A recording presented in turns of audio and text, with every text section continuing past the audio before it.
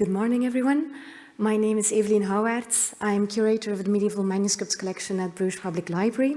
And together with my colleague Sofie Veramme, I will be presenting one aspect of our Mmmonk project to you today. And that is how we are building a custom collection of medieval manuscripts with metadata from the manifests.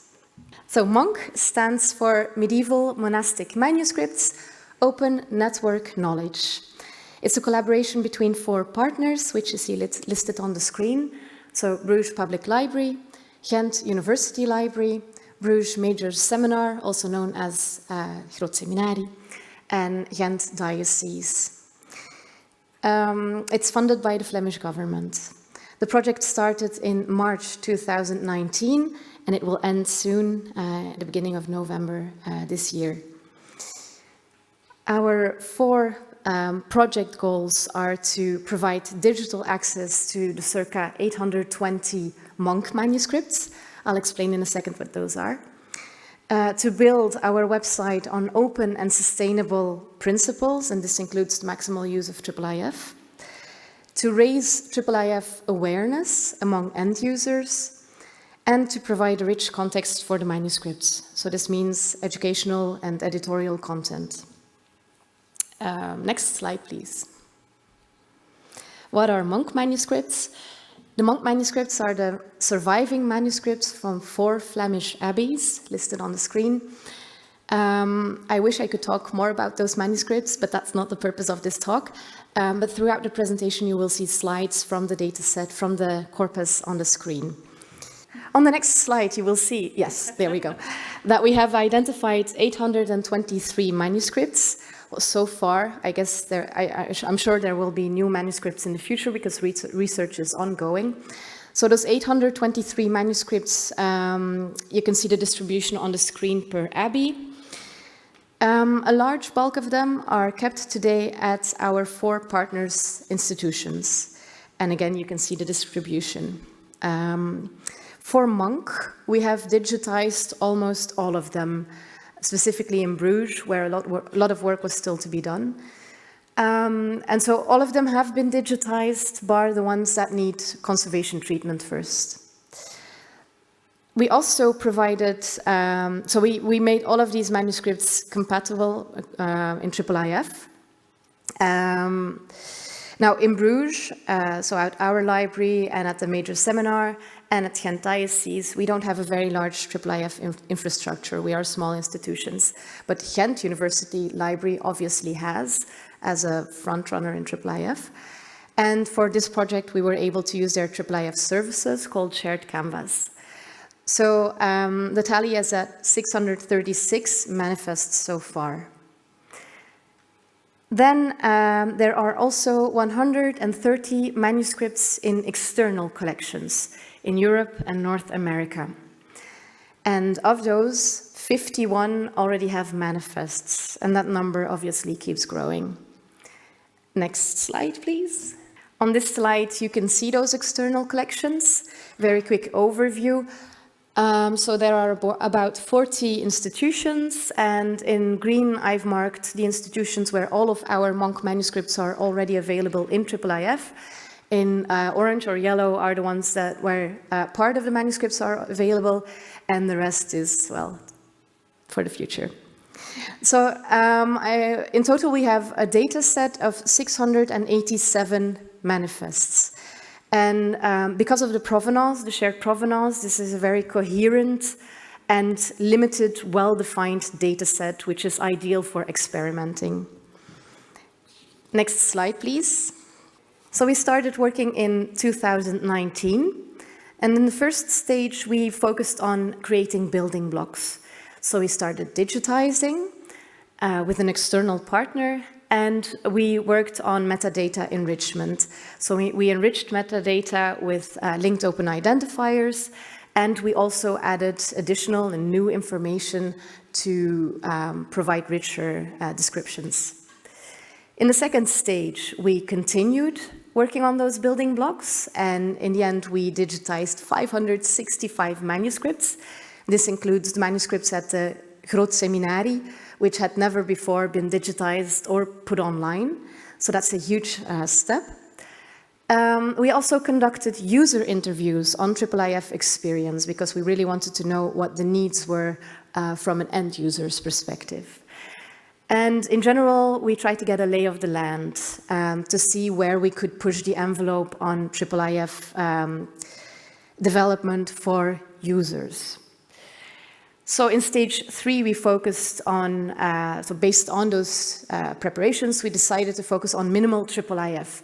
So we wanted to create user-friendly applications using existing open source code and by minimal computing techniques. We decided to work on 4 specific topics. The first, we created, in collaboration with Exhibit, a IIIF guided viewing tool, which is YouTube compatible.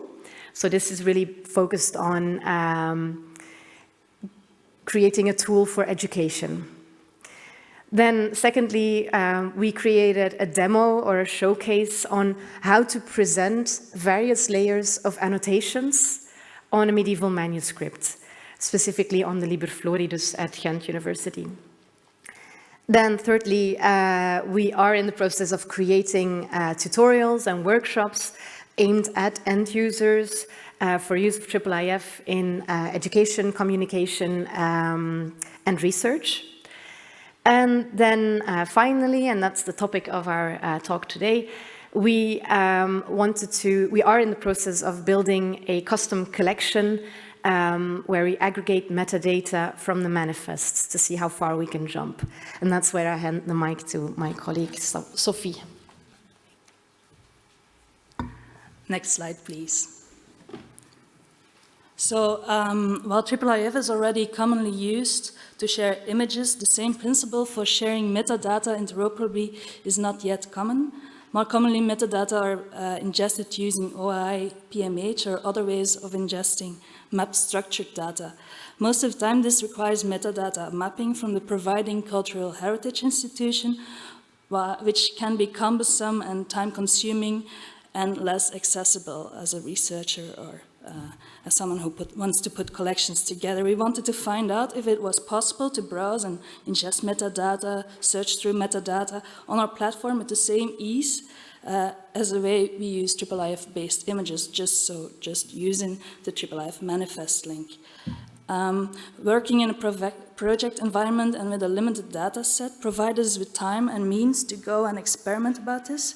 So we were thinking outside the box and searching for possible gains like sustainability, no time investment from the providing institution, and a more coherent way of disseminating online heritage materials. And this all convinced us to engage with this new modus operandi, which is a bit outside the box of regular thinking about ingesting metadata. And we wanted to use our platform or corpus as a proof of concept. And of course, we will share the gained knowledge and all the lessons learned with the IIIF community and with the cultural heritage community. So how did we realize the metadata aggregation from IIIF manifest? And what did we learn from this experiment? Is it possible to aggregate metadata directly from the manifest, or do we need in-betweens, workarounds, etc.? What are the limitations and what are the gains, and what are the next steps to take? Next slide, please. For this, we developed an ingest model on our Craft CMS-based platform. The manifest, the metadata in the manifest are typically provided to contextualize the images of the manuscripts and are not meant to be aggregated. I think this is an important remark. The JSON metadata in the IIIF manifest are key value pairs, as shown on the slide. And each cultural heritage institution is free to choose how the labels are defined. So for example, if we define at Bruges Library physical location as physical location, the location is physical location, again, university is free to label that as location.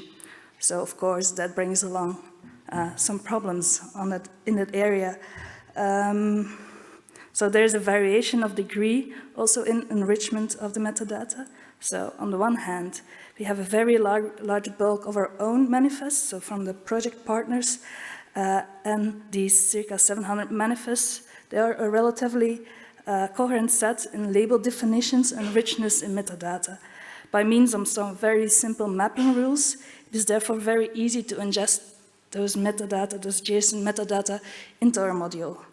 On the other hand, the 120 remaining manifests come from a variety of institutions, and they represent a wide variation of labeling, of richness of metadata. So we had to manually appoint labels as a check and validating tool method for the filter and search options we wanted to include on our platform. We focus on names, physical location, dates, provenance for the filters, so extra mapping rules had to be added when needed. We found out, however, that dating and provenance, the two main search options for studies on medieval manuscripts, were too noisy. They had too much variation in the way they were noted to make it a search filter. For the time period, we select manually also the century in which the manuscripts are created, and we appoint the provenance. So the ingest model isn't only a way to ingest the metadata on our platform. We did that by bulk using the mapping rules, but also as a tool for checking and validating the ingested metadata. Other metadata fields were presented raw on the front end. So next slide, please. To give you a little insight, this is how our ingest tool looks like, what it looks like. This is a typical craft CMS backend. As you can see, we just inserted the URL of the IIIF manifest. It went to the mapping rules already defined on only these 4 labels. And on the right hand, you see the map to structured field. We could check and validate. Next slide, please. This is a step where we appoint the century. So the problem was with manuscripts that a lot of institutions have their own way of noting, being a typical text string actually, to appoint the timing. So it was very difficult to make it a drop-down search filter. Next slide, please. And this is then how it will be presented on the front end. As you see, it's a lot of raw metadata as well, but that was part of our experiment, as in seeing how it would be presented and how it would be able to filter. So we're still in the process of building on our platform, but it will be very soon. We have a go live very soon. It's very exciting. So next slide, please. So collections of these manuscripts are typically shadowed over the mostly Western world, and IIIF offers us the possibility to reunite these medieval libraries, but also imagine if you're a researcher and you want to do research on several shattered collections from different institutions. IIIF is a very easy way to bring together these high quality images, and also our user surveys we did in the second phase pointed out that metadata coming along with the images of IIIF, even though IIIF community, it's like sometimes the metadata is kind of a back thought. We found out with our user interviews and also in IIIF conference of last year, it came up as an important topic to also pay attention to the metadata coming along and making sure the metadata is also an instrument to work with, not just for consultation. So we wanted to see if the same ease of sharing the images could be used for the metadata and to be browsed. So, and we wanted to make it practically work. So we had the thought experiment, but we also wanted to see how will we go on with it, what is possible, what do we need for it. And at this moment, most institutions opt to only include minimal metadata in a manifest, so it causes problems for search results and possible search filters. And also the lack of standardization in IIIF metadata creates a considerable variation and ambiguity in the definition and use of labels and properties. Also, very important to note, the IIIF cookbook recommends using a see also reference link to a non-IIIF machine-readable structured metadata file to aggregate metadata from the manifest. However, we find, especially for most small institutions, the see also is not yet provided in the manifest. As this poses a greater challenge, it's often more difficult. So create an ingest module as a temporary practical solution enables enables us to use the IIIF metadata for aggregation at this present moment. So our rather small corpus allows us to check and validate and add provenances and time filters. So using structured data files like C also would enable to ingest manifest automatically. Standardization in medieval manuscripts cataloging, like estimated dates and dates of creation and how they are noted, would help us immensely too. Then there's a problem of multilinguality.